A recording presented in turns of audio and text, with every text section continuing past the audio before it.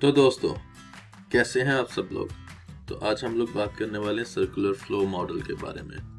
तो circular flow model के बारे में जब आप बात करें तो आप कुछ देर के लिए ये अजूम कर लें कि दुनिया में दो ही लोग रहते हैं और उन दो में एक का नाम है हाउस होल्ड और दूसरे का नाम है बिजनेसेस।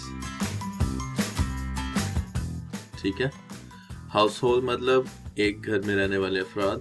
एक घर में एक बंदा भी हो सकता है, एक घर में 10-12 लोग भी हो सकते हैं, उसको हम लोग हाउस होल्ड कहते हैं। और उन सब की कमाई को मिला के जो एक कलेक्टिव कमाई इनकम बनती है उसको हम लोग हाउस होल्ड इनकम कहते हैं। और बिजनेस वो जगह है जहाँ पे प्रोडक्ट्स या सर्विसेज प्रोड्यूस की जाती हैं। कोई फैक्ट्री, कोई कारखाना, कोई रेस्टोरेंट, कोई हॉस्पिटल, वो सब क्या है? बिजनेसेस हैं। ठीक है। इस मॉडल को वैसे कहा जाता है सर्कुलर फ्लो मॉडल, और मैं समटाइम्स इसको सर्कुलर कैश फ्लो मॉडल भी कहता हूँ क्योंकि उससे इसको याद रखने में आसानी होती है। ठीक है। तो पहले हम ये देखते हैं कि कैश किस तरह फ्लो करता है एक जगह से दूसरी जगह। फ्लो मतलब किस तरह बहता है, किस तरह एक जगह से दूसरी जगह पहुंचता है। So it's actually all about the transactions कैसे होती हैं, एक जगह से दूसरी जगह रद्दो बदल कैसे होता है, किन चीज़ों का होता है। ठीक है। तो सबसे पहले हम बात करते हैं, देखें घर के अफराद जो होते हैं वो किसी कारोबार में जाके काम करते हैं। वो कारोबार उसका अपना भी हो सकता है वो कारोबार में मजदूरी करता हो, या हो सकता है वो किसी कारोबार के लिए बड़ी कोई हाई फाई किस्म की जॉब करता हो। काम वो कारोबार के लिए ही करता है। ठीक है। तो हाउस होल्ड से कुछ मिलता है कारोबार को, और वो जो कुछ है वो क्या है? वो या तो हो सकता है लैंड। ठीक है। मैं थोड़ा ना इसकी थिकनेस इंक्रीज कर लेता हूँ।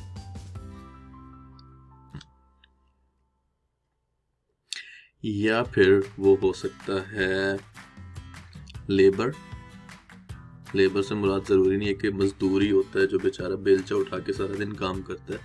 लेबर से मुराद कोई भी इंसान जो अपना वक्त देता है किसी को। ठीक है। नहीं, कोई भी स्किल किसी को देता है उसको हम लोग लेबर की या मैन पावर की कैटेगरी में लेते हैं। ठीक है। लैंड हो सकता है किसी हाउस होल्ड के पास, या घर के किसी बंदे के पास कोई दुकान पड़ी हुई है तो वो किराए पे दे देता है, तो उसने लैंड कारोबार को दिया हुआ है। या वो अपना कारोबार खोल के बैठ जाता है तो वो लैंड उसने कारोबार के लिए मख्तस किया हुआ है। और इसके अलावा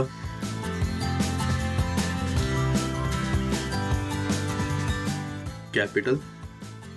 ठीक है। कैपिटल से मुराद दो चीज़ें हैं। कैपिटल मतलब पैसा भी हो सकता है कि किसी हाउस होल्ड के पास पैसा पड़ा हुआ है, और या तो वो पैसा किसी और को दे देता है कारोबार करने के लिए और उसके साथ पार्टनरशिप कर लेता है, या फिर उस पैसे से वो अपना कारोबार कर लेता है। दोनों सूरतों में मतलब वो पैसा कारोबार ही को दे रहा है। ठीक है।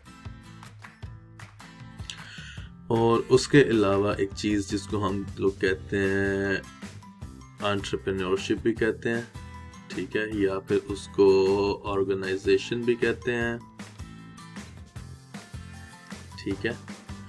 और वो ये होता है कि आप किस तरह इन तीन चीज़ों को मिला के गुड्स या सर्विसेज को प्रोड्यूस करते हैं।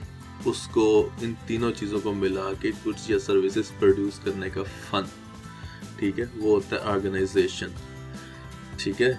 ये वो लोग इस कैटेगरी में आते हैं जो लोग अपना कारोबार करते हैं। ठीक है। या रिस्क टेकर्स होते हैं, वो खुद अपना कारोबार खोलते हैं, गुड्स या सर्विसेज प्रोड्यूस करते हैं और फिर वो बैठ जाते हैं देखने के लिए कि मुनाफा कितना हो रहा है।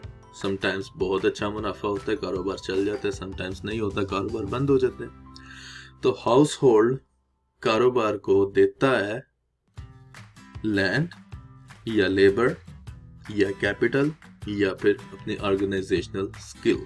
ठीक है। तो बिजनेस से हाउस होल्ड को क्या मिलता है? जैसे मैंने बोला था कि it's all about the transactions. ठीक है, रद्दो बदल। तो हाउस होल्ड ने जो कुछ उसके पास था दे दिया कारोबार को। अब कारोबार हाउस होल्ड को क्या दे रहा है? ठीक है। तो जो कारोबार है वो हाउस होल्ड को देता है इनकम, पैसा। किस शक्ल में? रेंट, अगर लैंड है तो रेंट मिलेगा ना, लेबर है तो सैलरी मिलेगी या उसको वेजेस मिलेंगी, वेजेस मतलब जो मजदूरी जिसको हम कहते हैं आम अल्फाज में, ठीक है। अगर उसका अपना कारोबार है तो उसको प्रॉफिट मिलेगा, ठीक है। अगर उसने कैपिटल है तो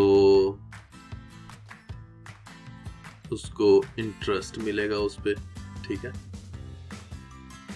या फिर उसको अगर वो पार्टनरशिप वगैरह की हुई है या स्टॉक्स खरीदे हुए हैं, बॉन्ड्स खरीदे हुए हैं तो उसको डिविडेंड्स मिलेंगे,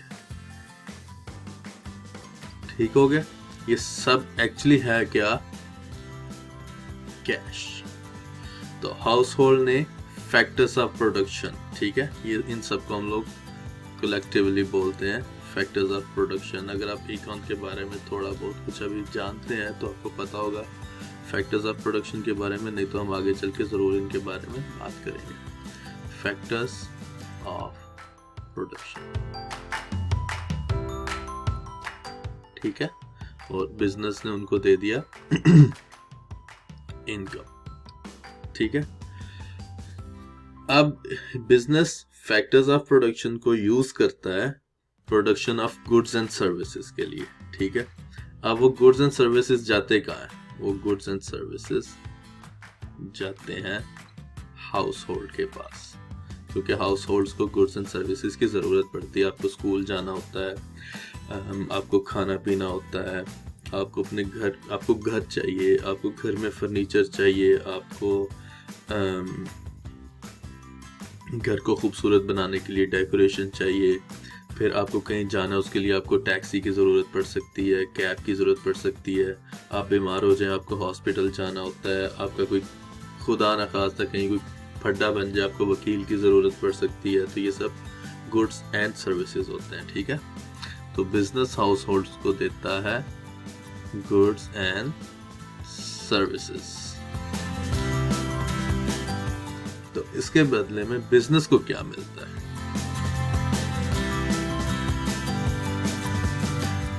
इसके बदले में फिर से हाउस होल्ड बिजनेस को क्या देता है, पैसा, ठीक है। क्योंकि हाउस होल्ड बिजनेस से परचेज करता है गुड्स एंड सर्विसेज।